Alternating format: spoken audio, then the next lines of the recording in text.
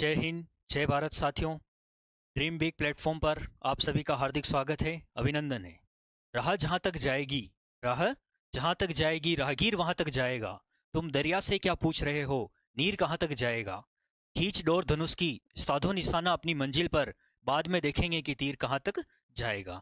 तो आप सभी का हमारे आज का जो करंट अफेयर एनालिसिस का सेशन है उसमें हार्दिक स्वागत है एक बार फिर से। और आज का हमारा जो टॉपिक है, जैसा कि आप स्क्रीन पे देख पा रहे हैं, नागरिकता संशोधन अधिनियम 2019। तो ये राष्ट्रीय मुद्दा है, इसके साथ साथ हमारे एग्जाम के लिए भी इम्पोर्टेंट है। जो यूपीएससी एस्पिरेंट है, स्टेट पीसीएस एस्पिरेंट है, इसके साथ साथ जो राजस्थान में जितने भी ऑब्जेक्टिव पैटर्न के एग्जाम होते हैं और जिसमें करंट अफेयर वाला पोर्शन होता है सिलेबस में, उनके लिए ये बहुत ही इंपॉर्टेंट है। और जो बेसिक अवेयरनेस के लिए भी ये जो टॉपिक है वो बहुत ही ज़्यादा इंपॉर्टेंट हो जाता है। तो ये राष्ट्रीय मुद्दा है, इसलिए मैं इसको स्टार्ट करने से पहले दो पंक्तियाँ कहना चाहता हूँ कि अपनी नन्ही सी चिड़िया को अपनी नन्ही सी चिड़िया को चहकता छोड़ आया हूँ, किसी गजरे की खुशबू को महकता छोड़ आया हूँ। मुझे अपनी छाती से लगा लेना भारत माँ, मैं अपनी माँ की तरसती बाहों को छोड़ के आया हूँ। तो हमारा देश हमारी जान, इसी स्लोगन के साथ आज का जो हमारा टॉपिक है, नागरिकता संशोधन अधिनियम 2019, उसकी स्टार्टिंग करते हैं। और जैसा कि आज के सेशन में हम इस टॉपिक के पूरा 360 डिग्री वे में इसको एनालिसिस करेंगे, इसके जितने भी डायमेंशन है वो कवर करेंगे। जैसे सीए क्या है, इसकी जो पृष्ठभूमि, इसका जो बैकग्राउंड है वो क्या रहा है। जैसा कि आप सभी को विदित है कि नागरिकता संशोधन अधिनियम जो है वो 1955 में बन गया था। तो 1955 से लेकर वर्तमान 2019 तक इसमें 6 बार अमेंडमेंट हो चुका है, 6 बार संशोधन हो चुका है। तो इसकी पूरी टाइमलाइन हम देखेंगे। उसके साथ साथ हम इसकी जो नागरिकता के बारे में जानेंगे। जैसा कि आपको पता है कि नागरिकता संशोधन अधिनियम किस में संशोधन हो रहा है, नागरिकता में। तो हमें नागरिकता के बारे में भी जानना जरूरी है, नागरिकता क्या है और भारत में नागरिकता प्रदान करने के क्या प्रोविजन है, क्या आधार है। उसके बाद हम इसके दोनों पहलू, इसके सकारात्मक पहलू और नकारात्मक पहलू, पॉजिटिव एस्पेक्ट और नेगेटिव एस्पेक्ट, दोनों को अच्छे से एनालिसिस करेंगे। क्योंकि एक एस्पिरेंट के लिए जो हम आंसर लिखते हैं उसमें क्या होना चाहिए, निष्पक्षता होनी चाहिए, हमें किसी भी तरफ झुकाव नहीं रखना है। इसके जो सकारात्मक और नकारात्मक दोनों पहलू हमें देखने हैं, तटस्थ रहकर हमें उसका एनालिसिस करना है। जब आप एक अधिकारी बनोगे, जब आप ऑफिसर बनोगे, तो आपकी भूमिका कैसी होनी चाहिए, तटस्थता रहनी चाहिए। आपको कभी भी किसी का भी क्या नहीं, पक्षपात नहीं करना है। तो इस तरीके से हमें इसके दोनों पहलू देखने हैं। उसके बाद जो इसके इम्प्लीमेंट में क्या चैलेंजेस है, इसको लागू करने में क्या क्या चुनौतियां आएगी, उस पर भी हम डिस्कस करेंगे। और उसके साथ साथ हमारा जो आगे की रहा वे फॉरवर्ड, कंक्लूजन क्या हो सकता है वो देखेंगे। और इससे रिलेटेड जो क्वेश्चन बन सकता है वो भी हम इसमें कवर करेंगे। तो जो यूपीएससी एस्पिरेंट है उनके आईएएस एग्जाम में जो जीएस पेपर 2, भारतीय राज्य व्यवस्था जो है उससे रिलेटेड है ये टॉपिक। और जो हमारे राजस्थान के जो आरएस एस्पिरेंट है उनके जीएस पेपर 3, जिसमें पॉलिटी, आईआर और करंट अफेयर का पोर्शन है, उससे रिलेटेड ये टॉपिक है। तो इससे अच्छे से आप समझना। चलिए स्टार्ट करते हैं इससे। तो सबसे पहले हम देखते हैं कि वर्तमान में ये चर्चा में क्यों है। तो थोड़ा मैं बेसिक आपको बताता हूँ। ये जो हमारे लोकतंत्र है, लोकतंत्र के 3 आधार है: विधायिका, कार्यपालिका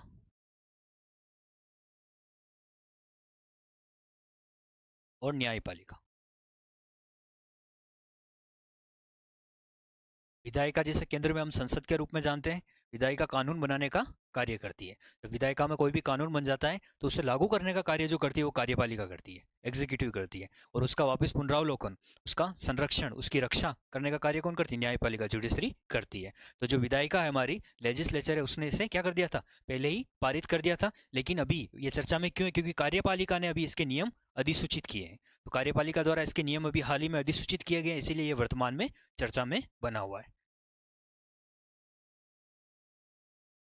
तो जैसा कि आप देख पा रहे हैं, इसके नियम अधिसूचित हुए हैं अभी हाल ही में, इसीलिए चर्चा का विषय बन चुका है। और अगर हम इसमें बैकग्राउंड में देखते हैं कि ये जो विधेयक है, देखिए मैं आपको थोड़ा सा बताता हूँ कि जब भी प्रस्ताव रखा जाता है संसद में, जब भी कोई मंत्री या जो गैर मंत्री उनके द्वारा प्रस्ताव रखा जाता है, अगर कोई मंत्री प्रस्ताव रखता है तो वो सरकारी प्रस्ताव होता है। और अगर कोई ऐसा जो सांसद जो मंत्री नहीं है वो अगर प्रस्ताव रखता है तो वो गैर सरकारी प्रस्ताव रखा जाता है। और प्रस्ताव जब सदन में रखा जाता है तो वो एक विधेयक की भूमिका में होता है। इसीलिए सीए का जो पहले जो नाम था वो क्या था, केएब था, सिटीजनशिप अमेंडमेंट बिल। तो जब बिल हमारे लोकसभा और राज्यसभा से पारित हो जाता है, उसके बाद जब महामहिम राष्ट्रपति महोदय के उस पर सिग्नेचर हो जाते हैं, तो वो बिल क्या बन जाता है, एक्ट बन जाता है, वो अधिनियम बन जाता है। तो जब 10 दिसंबर 2019 को ये लोकसभा और उसके अगले दिन राज्यसभा में ये पारित हो चुका था। और 12 दिसंबर 2019 को राष्ट्रपति जो हमारे उनकी महामहिम राष्ट्रपति महोदय की इसको मंजूरी मिल गई थी, तब ये क्या बन चुका था, कानून बन चुका था। लेकिन अभी कार्यपालिका ने इसे 11 मार्च 2024 के क्या किया, इसके केंद्र सरकार ने इसे नियम जो है वो अधिसूचित कर दिए गए, मतलब इसके नियम जो जारी कर दिए गए, और ये 12 मार्च से क्या हो चुका है, लागू हो चुका है। और ये जो बिल है ये 2016 में भी संसद में पेश किया गया था, लेकिन तब ये लोकसभा से पारित हो चुका था। लेकिन उसके बावजूद भी सरकार ने इसे राज्यसभा में नहीं रखा था, उसका विरोध हुआ था, इसलिए सरकार ने उसे राज्यसभा में पेश ही नहीं किया था। लेकिन जब 2019 में ये लोकसभा राज्यसभा से पारित होकर इस पर राष्ट्रपति महोदय की साइन हो जाते हैं, तब ये बिल क्या बन गया था, अधिनियम बन चुका था। और हाल ही में इसकी जो अधिसूचना जारी कर दी गई है, इसलिए ये चर्चा में है। अब हम देखते हैं कि सीए बेसिकली है क्या। तो सिटीजनशिप अमेंडमेंट एक्ट है वो जो 3 देश, इसमें कौन कौन से, अफगानिस्तान,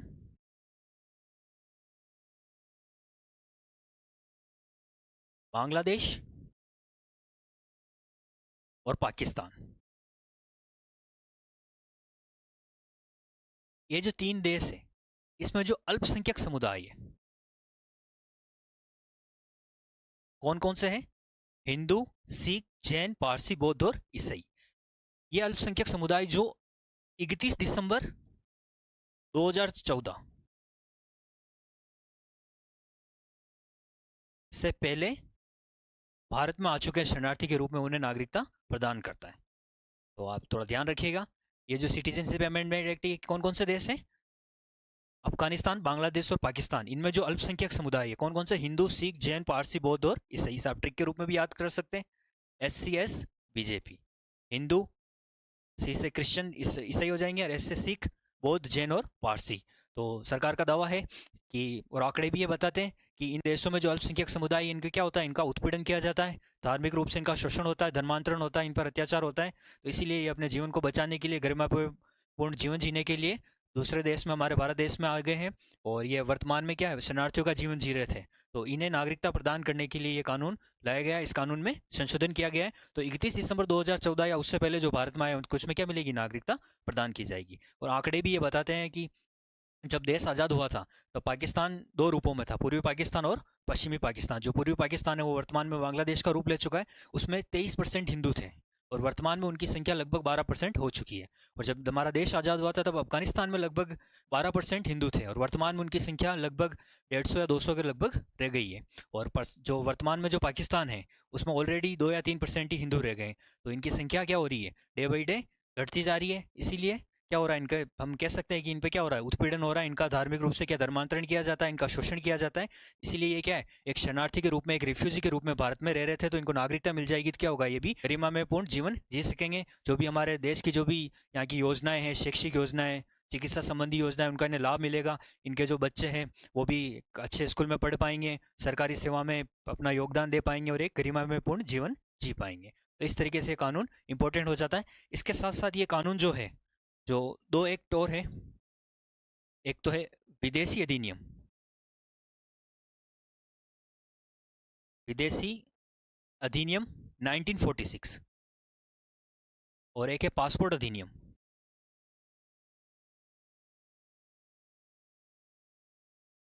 पासपोर्ट अधिनियम 1920, इनमें भी क्या करता है, छूट प्रदान करता है।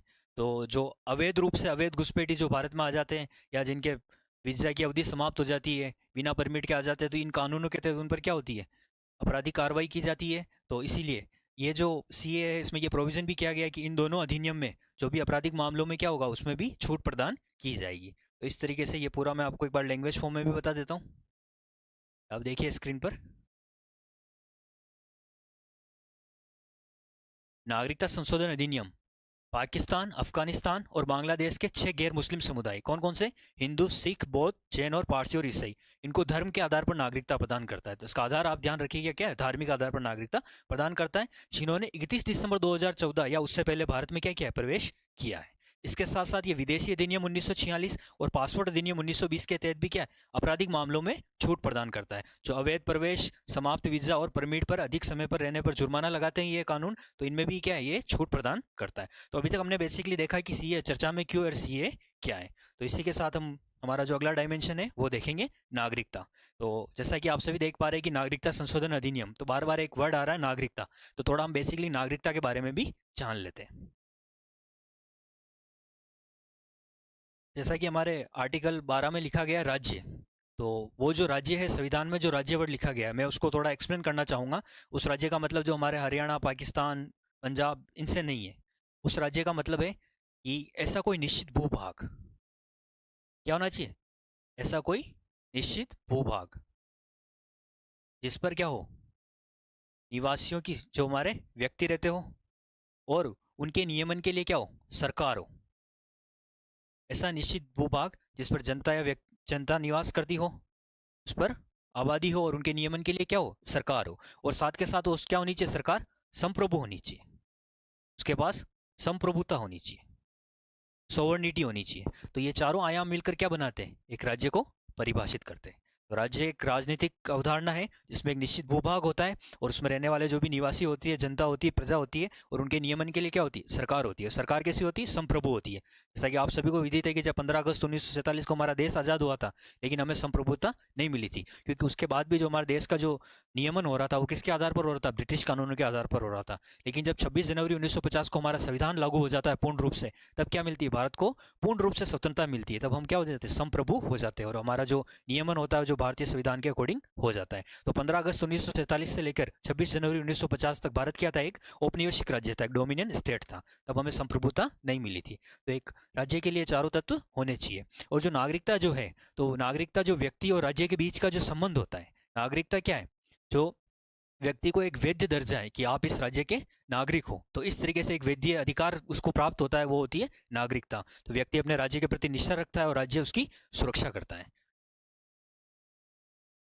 तो नागरिकता एक संप्रभु राष्ट्र में व्यक्तियों का कानूनी दर्जा होती है। नागरिकों को कुछ विशेष अधिकार, कर्तव्य और उत्तरदायित्व प्रदान होते हैं। जैसे आप भारत के नागरिक हो तो हमें यहाँ पर मूल अधिकार प्रदान किए गए हैं, हमारे जो भी है मूल कर्तव्य है, और जो हमारे वैसे तो मौलिक अधिकार है वो सभी के लिए, लेकिन उसमें कुछ विशेष है, जैसे आर्टिकल 15, आर्टिकल 16, आर्टिकल 19, आर्टिकल 29 और आर्टिकल 30, ये किसको, केवल नागरिकों को ही प्रदान किए जाते हैं। तो इस तरीके से नागरिकता क्या है, ये व्यक्तियों का कानूनी दर्जा होती है। अब हम जानेंगे कि भारत में नागरिकता के क्या प्रोविजन है। तो हमारे जो भारतीय संविधान, संविधान के कितने कुल 22 भाग है। इसके भाग दो किससे संबंधित है, नागरिकता से संबंधित है। इसमें जो अनुच्छेद 5 से 11, इनमें नागरिकता संबंधी प्रोविजन किए गए हैं। और हमारे संविधान में जो अनुसूची है, कुल कितनी 12 अनुसूचियां, उसमें जो 7वीं अनुसूची है, 7th शेड्यूल, उसमें जो विषयों का विभाजन किया गया है, उसमें ये संघ सूची का विषय है, ये संघ सूची का विषय है। और इस पर जो कानून बनाने का जो अधिकार है वो किसके पास है, केंद्र सरकार के पास है। और जो भारत में जो हमारे जो संविधान में जब नागरिकता शामिल की गई, वो कहाँ से की गई है, ब्रिटेन से की गई है। ऑब्जेक्टिव में क्वेश्चन बन सकता है कि नागरिकता का प्रोविजन हमारे संविधान में कौन से देश से लिया गया है, तो ब्रिटेन से लिया गया है। तो वहाँ पे कौन सा प्रोविजन था, एकल नागरिकता का प्रावधान है। और अमेरिका, स्विट्जरलैंड, यहाँ पर क्या है, यहाँ पर दोहरी नागरिकता है। यहाँ पर जो राज्य की अलग नागरिकता है और जो वहाँ का जो फेडरल है उसकी अलग नागरिकता होती है। इस तरीके से ये कुछ फैक्ट है, आपको ध्यान रखने, ऑब्जेक्टिव पैटर्न के एग्जाम के लिए ये इंपॉर्टेंट हो जाते हैं। और इसी के साथ साथ जैसा अभी हमने डिस्कस किया था कि अनुच्छेद 5 से लेकर अनुच्छेद 11 तक इसके प्रोविजन है, नागरिकता के प्रोविजन है। तो अनुच्छेद 5 में जो संविधान लागू होते समय जो नागरिकता के प्रोविजन थे वो बताए गए हैं। अनुच्छेद 6 में जो पाकिस्तान से भारत में जो स्थानांतरित हुए हैं उनके प्रोविजन है। और अनुच्छेद 7 में जो भारत से पाकिस्तान स्थानांतरित हुए लेकिन वापस भारत में लौट गए, उनके प्रोविजन बताए गए हैं। और अनुच्छेद 8 में जो विदेशों में रहने वाले भारतीय मूल के जो नागरिक हैं उनके प्रोविजन बताए गए हैं। और अनुच्छेद 9 में अगर कोई विदेशी राज्य या विदेशी देश की कोई भी नागरिकता ग्रहण कर लेता है तो भारत की नागरिकता उसके ऑटोमेटिकली स्वतः रूप से समाप्त हो जाती है। अनुच्छेद जो 10 है उसमें नागरिकता के अधिकारों की रक्षा के संबंधी प्रोविजन किए गए हैं। और अनुच्छेद 11 अनुच्छेद 11 में ये वर्णित है कि नागरिकता संबंधी कोई भी संशोधन किया जाएगा, उसमें कोई भी चेंजेस किया जाएगा तो वो अधिकार किसके पास है? संसद के पास है। तो नागरिकता में कुछ भी संशोधन होता है तो अनुच्छेद 11 के तहत, कौन से प्रोविजन में?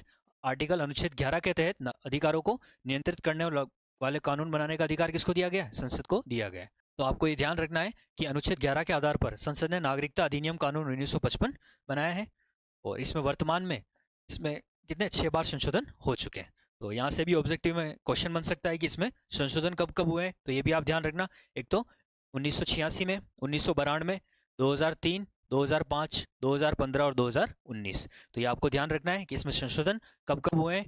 एक तो 1986, 1992, 2003, 2005, 2015 और 2019। ऐसा ऑब्जेक्टिव में क्वेश्चन बन सकता है। तो वर्तमान में इसमें कितने बार संशोधन हो चुके हैं? 6 बार संशोधन हो चुके हैं।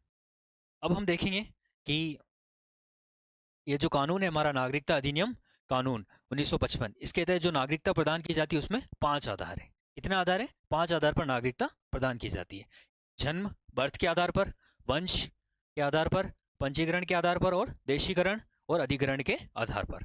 तो इसमें ये जो 5 आधार है, इसमें जो जन्म का आधार है वो इस कानून की धारा 3 में वर्णित है और वंश का जो आधार है वो धारा 4 में वर्णित है, पंजीकरण का आधार है वो धारा 5 में वर्णित है और धारा 6 में देशीकरण, इसे हम प्रकृतिकरण भी कह सकते हैं। प्रकृतिकरण के आधार पर नागरिकता प्रदान की जाएगी, ये इसके धारा 6 में वर्णित है। और धारा 7 में जो है अधिग्रहण, अधिग्रहण से तात्पर्य है कि अगर कोई दूसरे देश का कोई भी भाग भारत अपने अधीन कर लेता है, सपोज करो इन फ्यूचर पीओके क्या, हम तो आगे लाहौर तक की बात करेंगे, कराची तक की बात करेंगे, अगर वो भारत में शामिल हो जाते हैं तो वहाँ के जो नागरिक हैं अभी वर्तमान में, उनको क्या मिलेगी? भारत की नागरिकता ऑटोमेटिकली मिल जाएगी। तो इस तरीके से अधिग्रहण के आधार पर क्या मिलती है? नागरिकता दी जाती है। तो ये जो हमारा जो अभी वर्तमान में जो संशोधन हुआ है नागरिकता संशोधन अधिनियम 2019, इसमें जो आधार रखा गया है वो आधार है देशीकरण। कौन सा आधार है? देशीकरण के आधार पर उनको नागरिकता मिल रही है। तो अभी जो वर्तमान में जो संशोधन है नागरिकता संशोधन अधिनियम 2019, इसमें जो आधार है वो कौन सा है? देशीकरण, प्राकृतिकरण के आधार पर नागरिकता मिल रही है। तो इसमें जो प्रोविजन है उसे हम देखेंगे कि किस आधार पर हम इसमें नागरिकता प्रदान कर सकते हैं। तो विगत 12 माह से निरंतर, विगत 12 माह से वो निरंतर भारत में रह रहा हो और उसके साथ साथ विगत 14 ईयर में 11 ईयर वो भारत में रहा हो।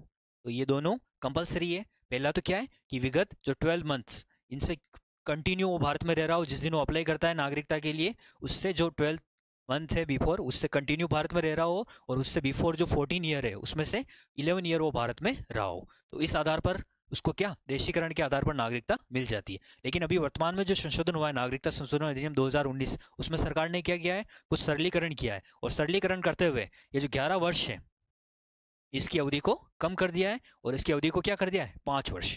कि यदि कोई बिफोर 14 ईयर में से अगर वो 5 ईयर भी भारत में रहा हो तो उसको क्या मिल जाएगी? नागरिकता मिल जाएगी। तो एक बार फिर से मैं आपको बता देता हूँ कि देशीकरण में जो आधार है वो क्या है कि नागरिकता अधिनियम 1955 के तहत प्रकृतिकरण के लिए 12 महीनों के दौरान, एक तो पिछले 12 महीनों के दौरान वो भारत में रहा और पिछले 14 वर्षों में 11 वर्ष को क्या भारत में निवास की आवश्यकता होती है। और इसके साथ साथ संशोधन में उल्लेखित 3 देश, कौन कौन से 3 देश है? अफगानिस्तान, बांग्लादेश और पाकिस्तान के निर्दिष्ट 6 धर्मों, जो 6 धर्म है हिंदू, ईसाई, सिख, बौद्ध, जैन और पारसी, इनके लिए निवास की आवश्यकता को 11 वर्ष से घटाकर कितना कर दिया गया है? 5 वर्ष कर दिया गया है। तो इसमें नियमों में क्या किया है? सरलीकरण भी किया गया है।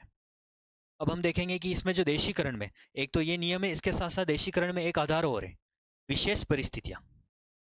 कोई भी विशेष स्थिति है उसके आधार पर भी इसमें देशीकरण में नागरिकता मिल सकती है। विशेष स्थिति जैसे मैं आपको बताना चाहता हूँ कि कोई भी कला, साहित्य, संस्कृति, खेल, मानव सेवा, इन जैसे विषयों से संबंधित कोई व्यक्ति है और उसमें जो पारंगत है, उसमें जो विश्वविख्यात है, अगर वो भारत में आता है और अगर भारत में उसकी आवश्यकता होती है तो उसे भारत की नागरिकता मिल सकती है। जैसे कला के क्षेत्र में कुछ वर्षों पहले अदनान सानी को उसमें नागरिकता दी गई थी। तो इस तरीके से विशेष स्थिति में किसी को नागरिकता दी जाती है तो उसका भी आधार क्या है? देशीकरण रखा गया है। तो इस तरीके से ये पूरे प्रोविजन है इसमें। अब हम देखेंगे कि सीए कहाँ लागू नहीं है। तो हमारे जो देश में ऐसे कुछ क्षेत्र हैं जहाँ पर सीए लागू नहीं होगा, तो वो कौन कौन से क्षेत्र हैं उन्हें हम एक बार देखते हैं। तो हमारे देश में कुछ ऐसे क्षेत्र हैं जिनमें जाने के लिए हमें इनर लाइन परमिट की आवश्यकता होती है। इसकी आवश्यकता होती है इनर लाइन परमिट की। उसमें वो क्षेत्र इसमें जैसे अरुणाचल प्रदेश,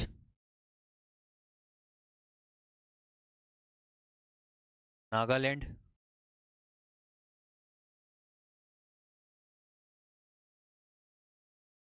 मिजोरम, मणिपुर। इनमें जो जनजातीय क्षेत्र है,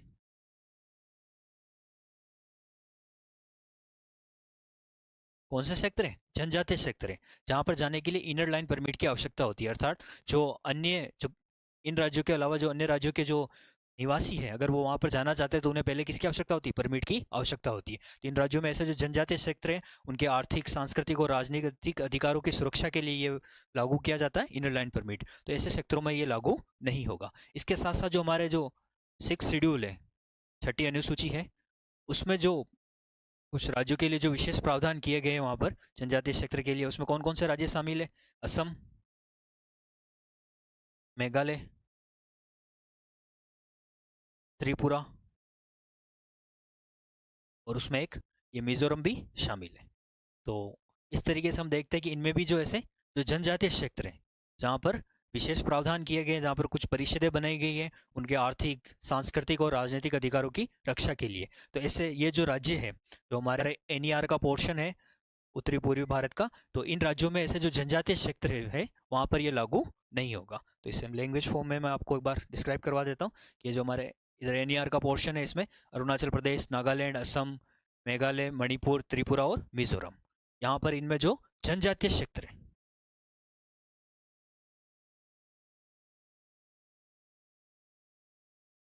उसमें ये लागू नहीं है।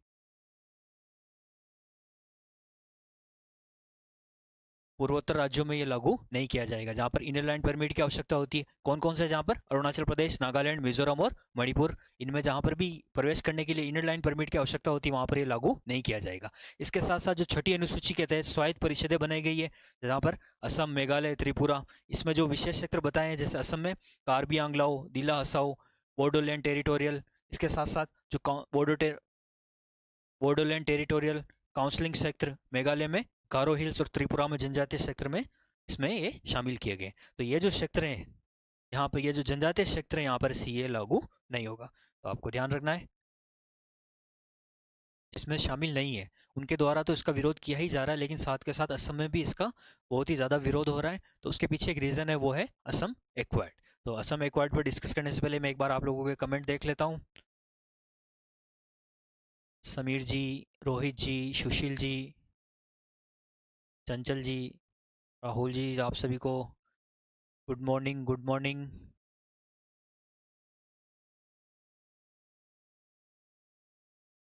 जय श्री राम, जय श्री राम।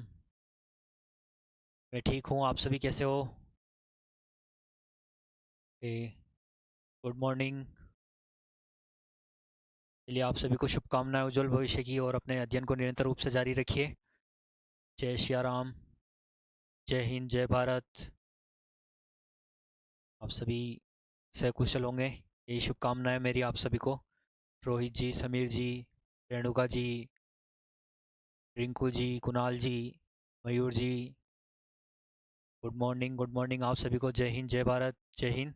चलिए स्टार्ट करते हैं वापस। तो असम समझौता, जब हमने स्टार्टिंग में भी डिस्कस किया था कि 1971 में जब बांग्लादेश बना था, तो वो युद्ध की स्थिति थी, तो बहुत सारे बांग्लादेश के जो नागरिक थे वो शरणार्थी के रूप में भारत में आए थे और असम में वहाँ पर बस गए थे। तो इससे असम के जो क्षेत्रीय समुदाय थे उनकी संस्कृति पर क्या हुआ था, इससे खतरा उत्पन्न हुआ था। तो वहाँ पर क्या हुआ था, इसका बहुत ही घोर विरोध हुआ था। तो विरोध जो किया था वहाँ के जो क्षेत्रीय संगठन थे था, इसमें जो प्रमुख था वो था आसू, ऑल असम स्टूडेंट यूनियन। इसके साथ साथ ऑल असम गण संग्राम परिषद और केंद्र सरकार के बीच में समझौता हुआ था। तत्कालीन जो प्रधानमंत्री थे राजीव गांधी, और वो समझौता हुआ था 15 अगस्त 1985। उस समझौता के तहत जो दिनांक थी वो थी 25 मार्च 1971। इस दिनांक के बाद में जो भी वहाँ पर आए थे शरणार्थी उनको वापस बांग्लादेश भेज दिया जाएगा। तो ये समझौता हुआ था, उसके तहत ये अधिनियम। इसीलिए ये जो अधिनियम है ये इस समझौते का क्या करता है, इस समझौते का उल्लंघन करता है, इसीलिए वहां पर बहुत ही ज्यादा विरोध हो रहा है। तो ये अधिनियम 1985 के समझौते का क्या करता है, खंडन करता है। समझौते के तहत क्षेत्रों में जो अवैध प्रवासियों का विरोध किया गया था, जिससे वहां पर जनसंख्या की संतुलन और संसाधनों के प्रभाव के बारे में चिंता बढ़ गई थी, और यह अवैध बांग्लादेशी प्रवासी यहाँ पर बस गए थे। तो इसलिए वहाँ की जो क्षेत्रीय संस्कृति थी उन पर क्या हुआ था, पतन हो सकता था। इसीलिए इसमें प्रोविजन किया गया था कि 1951 से 61 के तहत जो आ गए थे उनको तो वहाँ पर नागरिकता प्रदान की गई और उन्हें मताधिकार उन्हें मताधिकार भी प्रदान किया गया था। इसके साथ साथ जो 1961 से 1971 में वहाँ आए थे उन्हें केवल नागरिकता प्रदान की गई और अन्य अधिकार दिए गए, लेकिन वहां उन्हें मताधिकार नहीं दिया गया था। और जो 25 मार्च 1971 के बाद जो आए थे उन्हें वापस बांग्लादेश भेज दिया गया था। तो ये है असम समझौता। तो ये कानून असम समझौते का उल्लंघन करता है, इसीलिए वहां पर इसका विरोध देखने को मिल रहा है। और अब हम देखेंगे कि इसमें जो नागरिकता प्रदान करने के क्या क्या प्रोविज़न है। तो ये प्रक्रिया इतनी आसान नहीं है।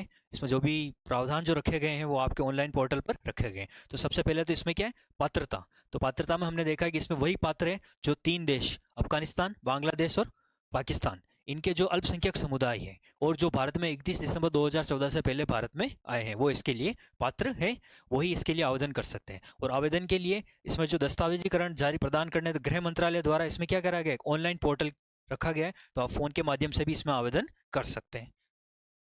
और इसमें आपको डॉक्यूमेंटेशन करना होगा कि इसमें आपको जो प्रूफ देने हैं, एक तो आप इन तीनों देशों के नागरिक रहे हो, उसका प्रूफ लगेगा आपके। और एक प्रूफ ये भी लगेगा कि आप 31 दिसंबर 2014 से पहले भारत में आए हो। तो जब आप वहाँ इन देशों के नागरिक रहे हो तो ऐसा कोई प्रूफ हो, वहाँ का कोई भी आपके पास लाइसेंस हो, वहाँ की नागरिकता का कोई सर्टिफिकेट रहा हो, या ऐसे कोई बिजली बिल, इस तरीके से जो भी वहाँ का राशन कार्ड वगैरह है, इस तरीके से कोई भी मार्कशीट, स्कूल डॉक्यूमेंट आपके पास रहा हो, वो लगेगा। और आप यहाँ 31 दिसंबर 2014 से भारत में आए हो, तो उसके लिए आपके यहाँ पे कोई रेंट रिसिप्ट हो सकती है, कोई भी सर्टिफिकेट हो सकता है, ड्राइविंग लाइसेंस, ऐसा कुछ भी डॉक्यूमेंट आपको बताना पड़ेगा। तो इसमें ये होगा। फिर उसके बाद उसमें आपको निष्ठा की शपथ लेनी होगी। जो भी उत्तीर्ण आवेदकों को भारतीय संविधान के प्रति निष्ठा की पुष्टि करते हुए शपथ लेनी है। और उसके बाद इसमें जो भी पात्रता निर्धारित करने के लिए जो भी वहाँ पे डॉक्यूमेंट पेश किए जाएंगे, उनके जो भी वेरीफाई करने का कार्य करेगी, वो क्या करेगी, एक समिति करेगी। और उसके वेरीफाई के बाद आपको एक उसको वेरीफाई करने के बाद में उन्हें क्या प्रदान होगा, एक डिजिटल सर्टिफिकेट प्रदान होगा। जो भी सफल आवेदक है उनको नागरिकता या देशीकरण का डिजिटल प्रमाण पत्र प्राप्त होगा। और उसके बाद अगर वो कोई हार्ड कॉपी जो भौतिक प्रमाण पत्र लेना चाहते हैं, तो उस समिति के कार्यालय से भौतिक प्रमाण पत्र भी प्रदान किया जाएगा। आवेदक एक भौतिक प्रमाण पत्र का अनुरोध कर सकते हैं, जिसे अधिकार प्राप्त समिति के कार्यालय से प्रदान किया जाएगा। तो इसमें जो भी है प्रोविजन है वो ऑनलाइन पोर्टल के माध्यम से किए जाएंगे। इसमें 2 डॉक्यूमेंट उनको पेश करने होंगे, जिसमें फर्स्ट अफगानिस्तान, बांग्लादेश और पाकिस्तान के नागरिक रहे हो, और सेकंड 31 दिसंबर 2014 से पहले भारत में आए हो। तो ये दोनों डॉक्यूमेंट वेरीफाई होंगे, उसके आधार पर उन्हें नागरिकता दी जाएगी। अब हम इसका एनालिटिकल वे में डिस्कस करेंगे कि इसके फेवर और इसके अगेंस्ट, इसका पक्ष और विपक्ष देखेंगे। तो सीए के पक्ष में हम देखते हैं सबसे पहले कि अल्पसंख्यकों को भेदभाव का सामना करना पड़ रहा था। जैसा हमने अभी डिस्कस किया था कि रिपोर्ट के आधार पर कि इनकी संख्या, जैसे जो बांग्लादेश में 23% हिंदू थे उनकी संख्या 12% हो गई है, अफगानिस्तान में जो 12% थे उनकी संख्या 150 से 200 रह गई है, और पाकिस्तान में तो ऑलरेडी 2 से 3% ही हिंदू थे। तो उनमें क्या हो रहा था, भेदभाव का सामना करना पड़ रहा था, उनका उत्पीड़न हो रहा था, धार्मिक आधार पर उनके साथ भेदभाव किया जाता था, धर्मांतरण किया जाता था, उनकी बहन बेटियां सुरक्षित नहीं थी। तो भारत ने इनको नागरिकता देकर इनके भेदभाव को समाप्त किया गया है और वसुदेव कुटुंबकम को चरितार्थ किया है। और इसके साथ साथ प्रक्रिया को आसान बनाया गया है। जो देशीकरण में जो आधार में जो 11 वर्ष थे, 11 वर्ष को क्या कर दिया गया है, 5 वर्ष कर दिया गया है। तो इसीलिए प्रक्रिया को भी आसान बना दिया गया है। इसमें ऑनलाइन पोर्टल है, तो आप मोबाइल से भी आवेदन कर सकते हैं। तो इसीलिए इसकी जो भी प्रोसेस है उसको भी आसान बनाया गया है। मानवाधिकारों की सुरक्षा को सुनिश्चित करता है। जो मानव को मानव होने के नाते जो अधिकार मिलते हैं, जो उसके गरिमा में पूर्ण जीवन को सुनिश्चित करते हैं, जो उसकी बेसिक नीड होती है, रोटी, कपड़ा, मकान, चिकित्सा, शिक्षा, उनको सुनिश्चित करने में ये उपयोगी रहेगा। क्योंकि जब वो यहाँ पर एक शरणार्थी के जीवन जी रहे थे, तो वो हमारे जो भारत में जो संचालित है योजना, उनका लाभ नहीं ले सकते थे। तो जब उनको नागरिकता प्रदान की जाएगी तब उन्हें योजनाओं का लाभ भी मिलेगा। इसके साथ साथ जो हमारा आर्टिकल 15, 16, 19, 29, 30, उनसे भी वो लाभार्थी हो पाएंगे। और उसके साथ साथ ये जो कानून है, किसी की नागरिकता छीनी नहीं जाएगी। और जैसा कि इसमें विरोध हो रहा है कि नागरिकता छीनी जा रही है, तो ये किसी की भी नागरिकता नहीं छीनी जाती, ये नागरिकता देने का कार्य कर रहा है। जो 3 देश हैं उनमें जो अल्पसंख्यक है उनको क्या मिलेगी, इसमें नागरिकता दी जाएगी, किसी की भी नागरिकता नहीं छीनी जाएगी।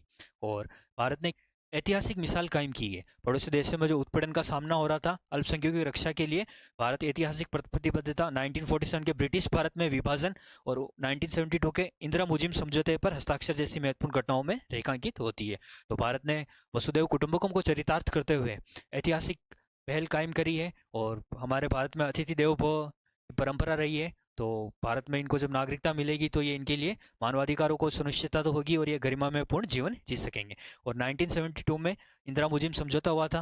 मुजीबुर रहमान जो बांग्लादेश के जो उस समय स्टार्टिंग में जो प्रधानमंत्री बने थे, कि दोनों देशों में जो मैत्री और सहयोग का समझौता हुआ था, तो उसको भी ये क्या करता है, सुनिश्चित करता है। तो ये है इसके पक्ष में तर्क। अब हम देखेंगे इसके अगेंस्ट में क्या तर्क हो सकते हैं, इसके विपक्ष में क्या तर्क है। तो ये जो कानून है, तो आलोचकों का मत है कि ये क्या है, भेदभावपूर्ण प्रकृति का है। तो इस अधिनियम में जो तमिल श्रीलंकाई है और हिंदू रोहिंग्या है, ऐसे शरणार्थियों को बाहर रखा गया है। जो तमिल श्रीलंकाई है, हिंदू रोहिंग्या है, इनको बाहर रखता है। और ये केवल 2014 तक, 31 दिसंबर 2000 तक, 31 दिसंबर 2014 तक ही इसमें जो शरणार्थी आए हैं 3 देशों से, 6 जो समुदाय हैं उनके, उनको शामिल किया गया है। लेकिन 2014 से लेकर वर्तमान 2024 तक जो आए हैं उनको शामिल नहीं किया है। इसीलिए ये भेदभावपूर्ण प्रकृति को उजागर करता है। इसके साथ साथ एक विशेष समुदाय को निशाना बनाया गया है। इसमें जो मुस्लिम समुदाय है उसको शामिल नहीं किया गया, इसलिए कहा जाता है कि इसमें विशेष समुदाय को निशाना बनाया गया है। साथ के साथ इसमें कुछ अल्पसंख्यकों को बहिष्कार किया गया है। जैसे पाकिस्तान में जो अहमदिया मुस्लिम है, पाकिस्तान में अहमदिया मुस्लिम, म्यांमार में रोहिंग्या जैसे उत्पीड़ित मुसलमानों को भी इसमें शामिल नहीं किया गया। वो भी उत्पीड़न का शिकार है, तो इसलिए उनको भी शामिल नहीं किया गया। साथ के साथ ये मौलिक अधिकारों का भी उल्लंघन करता है। जो हमारे भारतीय संविधान में अनुच्छेद 14 है, अनुच्छेद 14 जो समानता का अधिकार है, कानून के समक्ष समता और कानून का समान संरक्षण, तो उसका ये उल्लंघन करता है। तो जैसे अभी कुछ स्टूडेंट का मैसेज भी आया था जब ये अधिसूचित किया गया था कि केवल ये अनुच्छेद अनुच्छेद 14 का ही उल्लंघन करता है, ये अनुच्छेद 15 भी इसमें शामिल हो सकता है क्या। तो उनको मैं ये कहना चाहता हूँ कि अनुच्छेद 15 भी इसमें शामिल नहीं होगा, क्योंकि अनुच्छेद 15 जो है वो केवल नागरिकों के लिए है, वो निवासियों के लिए नहीं है। जब इन्हें नागरिकता मिल जाएगी, ये प्रॉपर रूप से जब भारत के नागरिक हो जाएंगे, तब अनुच्छेद 15 इनके लिए इम्प्लीमेंट हो सकता है। तो हमारे जो संविधान में जो मौलिक अधिकारों में अनुच्छेद 15, 16, 19, 29 और 30, ये किसके लिए, केवल नागरिकों के लिए है। तो इनको जब नागरिकता प्रदान की जाएगी तब ये नागरिक बनेंगे, तो उसके बाद अनुच्छेद 15 यहाँ पर इम्प्लीमेंट होगा इनके लिए। अब हम देखेंगे इसमें क्या क्या चैलेंजेस है, क्या क्या चुनौतियां हैं। तो सबसे बड़ी चुनौती तो प्रशासन के सामने रहेगी, जो भी अवैध प्रवासी है और जो उत्पीड़ित व्यक्ति, उनके बीच में अंतर करना। क्योंकि इसमें कोई भी IAS का एजेंट या कोई भी जासूस फर्जी या रॉन्ग डॉक्यूमेंट बनाकर भारत की नागरिकता भी प्राप्त कर सकता है, इसलिए उनके बीच में अंतर करना एक बहुत ही बड़ी चुनौती रहेगी। और साथ के साथ जो द्विपक्षीय संबंधों पर प्रभाव डालेगा। जो भी इसमें जो चिन्हित देश है, अफगानिस्तान, बांग्लादेश और जो पाकिस्तान है, इसके साथ भारत के जो संबंध है, उनके बीच में ये जो द्विपक्षीय संबंध है उन पर प्रभाव डालेगा। क्योंकि ये कानून ये उजागर करता है कि इन तीनों देशों में जो अल्पसंख्यक समुदाय है, इनका एक साथ क्या होता है, इनके साथ शोषण होता है, इनका उत्पीड़न होता है। तो इस तरीके से वैश्विक स्तर पर उनकी छवि को ये नकारात्मक रूप में बताता है, इसलिए इन पे द्विपक्षीय संबंधों पर भी प्रभाव पड़ेगा। और जो पूर्वोत्तर के मुद्दे हैं, जो असम समझौता है, इनर लाइन परमिट का प्रावधान है, जैसे हमने पहले असम समझौता, असम एक बार डिटेल में डिस्कस किया था, इनर लाइन परमिट, इन पर भी ये नकारात्मक प्रभाव रखेगा। अब हम देखेंगे इसमें वे फॉरवर्ड, आगे की राह क्या है। तो अपने पड़ोस में उत्पीड़ित अल्पसंख्यकों की रक्षा के लिए भारत की पहल सराहनीय है, लेकिन इसे संवैधानिक सिद्धांतों के अनुरूप होना चाहिए। इसे बिल्कुल जो कॉन्स्टिट्यूशन के अकॉर्डिंग ही होना चाहिए। और बाधाओं को दूर करने के लिए इसके नियमों को अधिसूचित करने में पारदर्शिता होनी चाहिए। इसमें पारदर्शिता बहुत ही जरूरी है, इसमें कोई भी फेवरिज्म नहीं होना चाहिए। और पारदर्शिता रहेगी, जब हम पारदर्शिता रखेंगे तभी हम अवैध जो घुसपैठी है और जो वास्तव में जो उत्पीड़ित व्यक्ति है उनके बीच में अंतर कर पाएंगे। और साथ के साथ इसका आकलन करना चाहिए कि दीर्घकालीन शरणार्थियों को बाहर करना उनके संवैधानिक अधिकारों का उल्लंघन है या भारत की पंथ निरपेक्ष पहचान को प्रभावित करता है। तो इस पर भी हमें आकलन करना चाहिए। और साथ के साथ जो सुप्रीम कोर्ट है उसको निष्पक्ष प्रक्रिया सुनिश्चित करनी चाहिए और जांच करनी चाहिए कि नागरिकता के लिए धार्मिक परीक्षण मनमाना है या भेदभावपूर्ण नहीं है। तो हमारे जैसे हमने स्टार्टिंग में डिस्कस किया था कि कानून का जो संरक्षण करना, न्यायिक पुनरावलोकन का अधिकार किसके पास है, सुप्रीम कोर्ट के पास है। तो अभी ये मुद्दा जो सुप्रीम कोर्ट में है, तो वहाँ पर जांच होगी कि ये क्या धार्मिक परीक्षण मनमाना है, भेदभावपूर्ण है या नहीं है। तो इस तरीके से आप वे फॉरवर्ड कंक्लूजन में भी लिख सकते हैं। और हम बेसिकली बता सकते हैं कि वैश्विक स्तर पर भारत की क्या ये ऐतिहासिक मिसाल कायम करी है, वसुधैव कुटुंबकम को चरितार्थ किया गया है। और भारत में जो विश्व गुरु और अतिथि देवो भव की परंपरा रही है, उसे भारत ने क्या किया है, परिलक्षित किया गया है। तो इस तरीके से आप एक फाइनल कंक्लूजन भी लिख सकते हो। अब हम डिस्कस कर सकते हैं कि इस पर क्या क्वेश्चन बन सकता है। तो ये जो टॉपिक है, जो यूपीएससी एस्पिरेंट है, आईएएस एस्पिरेंट, उनके जीएस पेपर 2 भारतीय राज्य व्यवस्था से संबंधित है, और जो आरएस के एस्पिरेंट है उनके जीएस पेपर 3 जो पॉलिटी, आईआर और करंट अफेयर का पोर्शन है उससे रिलेटेड है। तो क्वेश्चन आप नोट करना। हाल ही में चर्चित नागरिकता संशोधन अधिनियम 2019 प्रमुख विदेशी नीति निहितार्थों के साथ भारत की पंथ निरपेक्ष छवि पर महत्वपूर्ण प्रभाव डालता है। इस कथन का मूल्यांकन कीजिए। The recent citizenship amendment act 2019 has a signification impact on India's secular image and its foreign policy objectives. Evaluate the statement.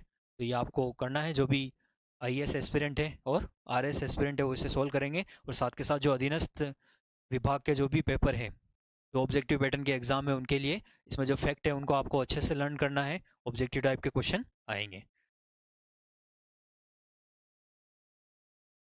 और आप सभी से अंत में यही निवेदन करना चाहता हूँ कि सांप्रदायिकता की राह पर उन्नति की दौड़ में विश्व शक्ति का स्वप्न पूरा कैसे करोगे? बांट कर घरों में कतरा कतरा हो गए तो अनेकता में एकता का भला कैसे भरोगे? तो आप सभी को क्या करना है कि शांति बना के रखनी है, हमें हिंसा नहीं करनी है, जो भी सार्वजनिक संपत्ति उसका संरक्षण करना है, उसको नुकसान नहीं पहुंचाना है।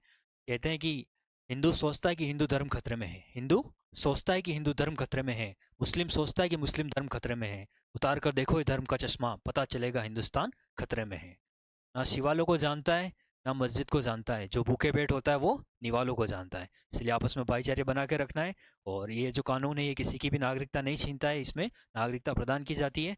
और भविष्य में जो भारत की जो वैश्विक स्तर पर जो भी ये पहचान बनी है, इसी को भारत आगे बढ़ाते हुए, और भी जो इसमें समुदाय शामिल नहीं है, इसमें जो भी वर्तमान में जिनको शामिल नहीं किया गया उनको भी शामिल किया जाए, यही अनुरोध है सरकार से। और उन्हें भी नागरिकता मिले, जो भी दीर्घकालीन समय से भारत में रह रहे हैं उनके भी अधिकारों का संरक्षण किया जाए। और इसी के साथ आज का टॉपिक यहीं पर हम समाप्त करते हैं, और आप सभी को अपने उज्जवल भविष्य की शुभकामनाएं। निरंतर रूप से अध्ययन करते रहें। और लास्ट में आपसे यही कहूँगा कि माना की मंजिलें बड़ी ज़िद्दी होती है, माना की मंजिलें बड़ी ज़िद्दी होती है, हासिल का नसीब से होती है, मगर वहाँ तूफान भी हार जाते हैं जहाँ कश्तियाँ जिद पर होती है। इसीलिए अपने जुनून को जगाओ, और ज़िंदगी में लक्ष्य को पाने के लिए जुनून होना चाहिए। सपने तो हर कोई देखता है दूसरों को बताने के लिए। तो निरंतर रूप से अध्ययन करते रहें, और आप सभी को उज्जवल भविष्य की शुभकामनाएं। Thank you so much. Thank you for listening me. Okay, thank you. जय हिंद, जय भारत।